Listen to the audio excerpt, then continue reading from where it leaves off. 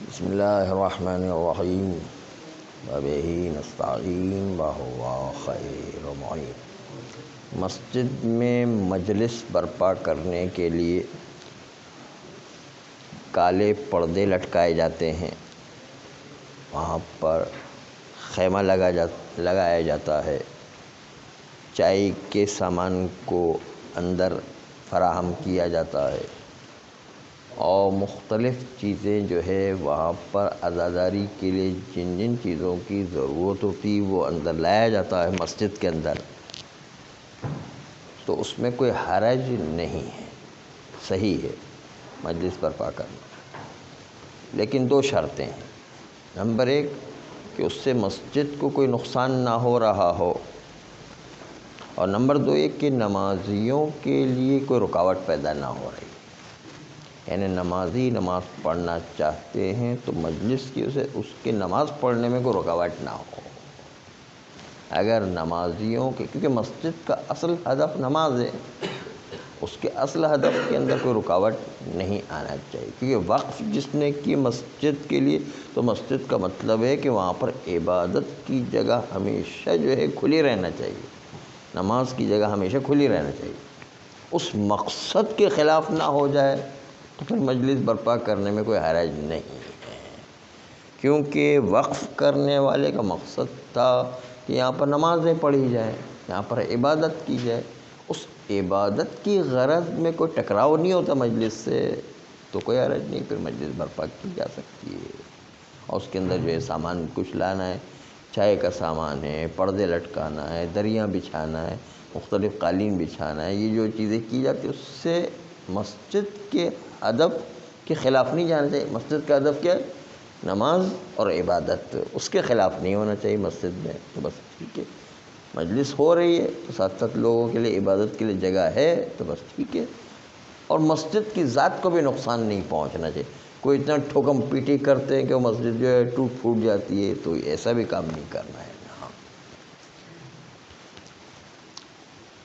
مسئلہ دوم یہ ہے کہ مسجد کو احتیاط واجب کی بنیاد پر سونے کے نقش و نگار کرنا جائز نہیں ہے، سونے کے نقش و نگار مسجد میں نہ کیے جائیں، اور احتیاط مستحب یہ ہے کہ کوئی جاندار کی تصویر والے نقش و نگار بھی نہ بنائے جائیں، احتیاط مستحب ہے، یعنی وہ مکروہ رہے گا، پورا ہمیشہ خراب ہو جائے گا نہیں، کیونکہ تصویر والی جو بھی جگہ ہے وہاں پر مکروہ رہتا ہے، تو احتیاط مستحب یہ ہے کہ نقش و نگار جو جاندار کی تصویر سے تعلق رکھتا ہے، یعنی انسان کی یا کسی ذی روح حیوان کی، وہ تصویر بنانا احتیاط مستحب یہ ہے کہ وہ مسجد میں نہ بنائی جائے۔ تیسری چیز یہ کہ مسجد اگر ٹوٹ پھوٹ جائے بالکل ہی تو اس کو ملکیت میں لینا یا اس کو سڑک بنانا جائز نہیں ہے۔ کوئی اپنی ملکیت میں لے کے گھر نہیں بنا سکتا، کوئی اپنی ملکیت میں لے کے باغ نہیں بنا سکتا ہے، وہ مسجد مسجد ہی رہے گی، اور اس کو کوئی تعمیر کروانے والا ہے تو تعمیر کروائے، ورنہ جو ہے وہ اسی طریقے سے کچھ لوگوں کے لیے نماز پڑھنے کی جگہ ہے تو وہ اسی میں نماز پڑھے، ٹوٹی پھوٹی مسجد میں مثلا۔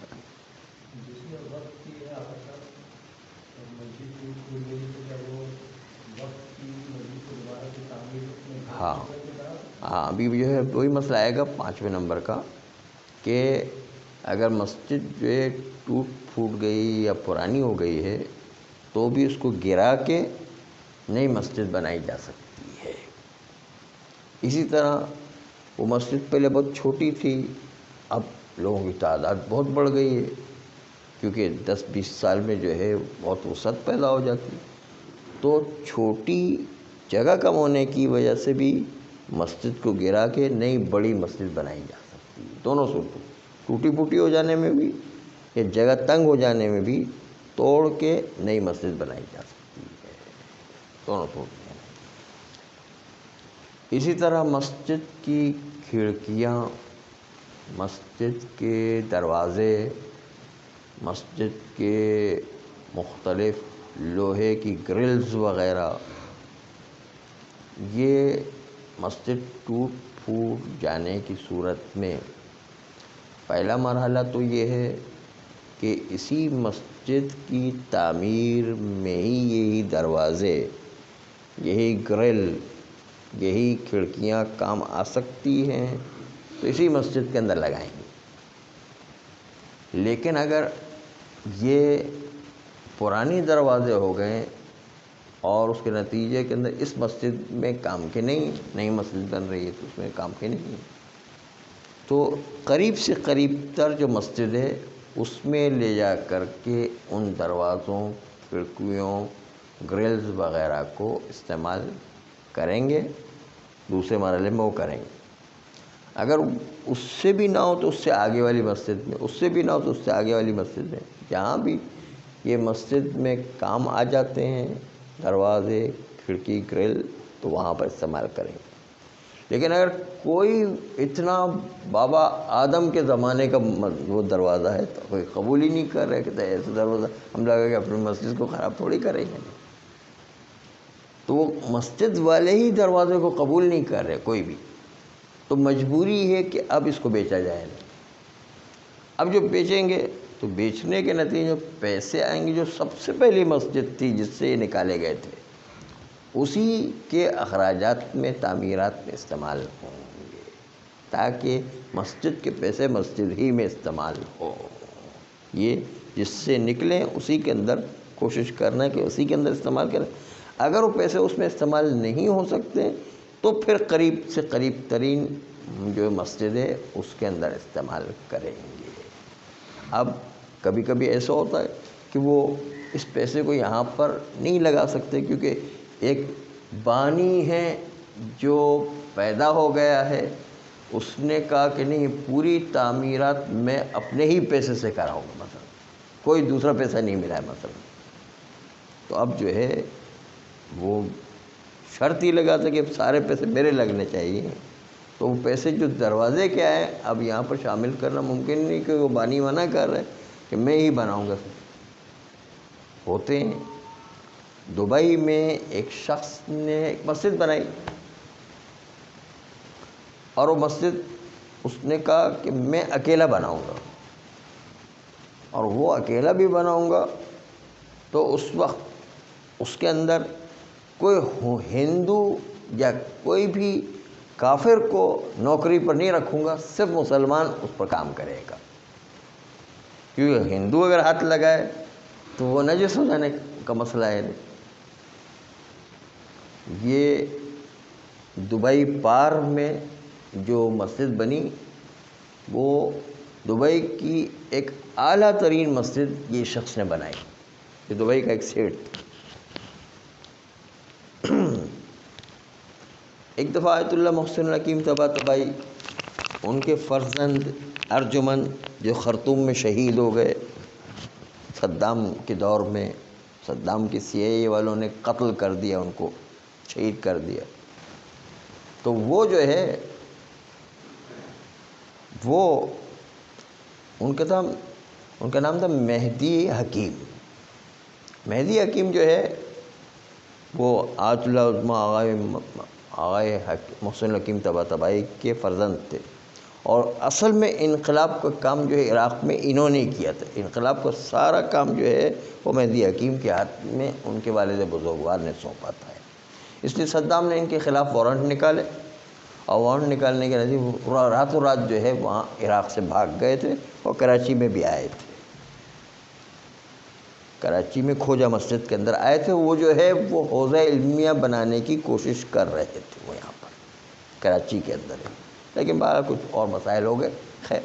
تو وہ جو ہے آغائے مہدی حکیم وہ ایک دن جو ہے دبئی کے اندر مسجد میں نماز پڑھنے کے لیے گئے، تو ان سیٹ سے ملاقات ہوئی، سیٹ سے گفتگو ہوئی، تو سیٹ نے کہا کہ پورے دنیا میں کوئی بھی شہر ایسا نہیں ہے، مشہور شہر، کہ جہاں پر میرا بہترین گھر بنا ہوا نہ ہو۔ اس نے کہا سیٹ نے میں اتنا پیسہ والا ہر جگہ گھومتا رہتا ہوں، ہر جگہ میں نے اپنے گھر بنائے ہوئے، تو ایک مرتبہ جو ہے یہ ہوتا نا کہ لوہا گرم ہوتا ہے تو اس پر جو ہے ایک مارنے کی ضرورت ہوتی ہے. لوہا گرم تھا. احمد الحکیم صاحب تباہی نے جو ہے فوراً کہا کہ مگر ایک جگہ آپ کا گھر نہیں. کہا وہ کیسی جگہ، کون سی جگہ بتائیے. پوری دنیا میں میری جو ہے ہر جگہ پر گھر بنے ہوئے، ہر شہر میں میرے گھر. کہا کہ جو ہے ایک جگہ تو ہے ہی نہیں. کہا وہ بتائیے، میں تو جو ہے اگر نہیں ہے تو میں ابھی بنا دیتا ہوں. اتنا بڑا سیٹ تھا کہ اس کے لیے کوئی مسئلہ نہیں تھا گھر بنانے کا. کہا میں ابھی بنا دوں. کہا وہ جنت میں آپ کا گھر نہیں ہے. کہا جنت میں؟ کہا جنت میں گھر کیسے بنتا ہے؟ کہا آپ ایک مسجد بنا دیں، جنت میں آپ کا گھر بن جائے گا. کہا تو ٹھیک ہے، پھر جو ہے میں اپنا گھر جنت میں بھی بناتا ہوں. اور یہ جو ہے کہ کر ایک ہی جملے سے انہوں نے کہا سارا خرچہ میں اٹھاؤں گا. وہ 2 ہی پارس کی جو مسجد جو بنائی وہ انہوں نے بنائی. تو کبھی کبھی مسئلہ وہ الٹا بھی ہو جایا کرتا.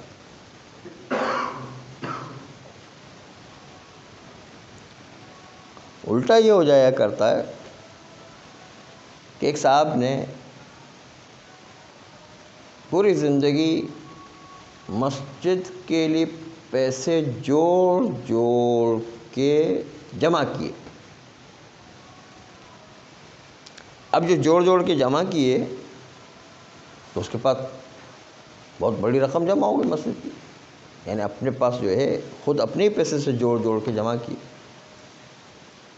جب عین مسجد بنانے کا ٹائم آیا تو انہیں شراب خانہ بنا دیا. لیکن کبھی کبھی انسان کا ذہن بدل جاتا ہے نا. تو اصل چیز ہوتی ہے انسان کے ذہن کو پکڑ کے رکھنا، ذہن کو اچھے راستے پر ڈائیورٹ کرنا. اور یہ چھوٹی سی بات پر انسان کا ذہن ڈائیورٹ ہو جاتا ہے، اچھائی کی طرف بھی اور برائی کی طرف بھی. وہ اچھائی کی طرف جو ہے ڈائیورٹ ہوا تو مسجد بن گئی. یعنی کبھی برائی کی طرف بھی ڈائیورٹ ہو جاتا کہ مسجد بننے کے لیے پیسے جمع کیے تھے اس کے لیے، اور عین مسجد بنانے کے ٹائم ہے تو ڈائیورٹ ہو کے شراب خانہ بنا دی. کسی نے ایک بات ان کے ذہن میں ڈال دی اور وہ شراب خانہ بنا دی. اور ہوا یہ کہ وہ ان کے ذہن میں کسی نے آ کے بات ڈال دی کہ بھائی تم مسجد بنا رہے ہو، تم تو امام زمان علیہ السلام کے آنے میں رکاوٹ ڈال رہے ہو. اس لیے کہ مسجد بنے گی تو مسجد کے اندر نمازی بھی بنیں گے، نمازی جب بنیں گے تو بہت سارے دیندار لوگ بنیں گے، دیندار بنیں گے تو جو ہے جبکہ جو ہے امام علیہ السلام تو اس وقت آئیں گے جب دنیا ظلم و جور سے بھر جائے گی. تم جتنا ظلم و جور کو بھرو گے تو امام جل جائیں گے. الٹا کر دیا اس کو، ذہن ہی بدل دیا اس کے. اب مسجد بنانے کے لیے الٹے شراب خانہ بنے.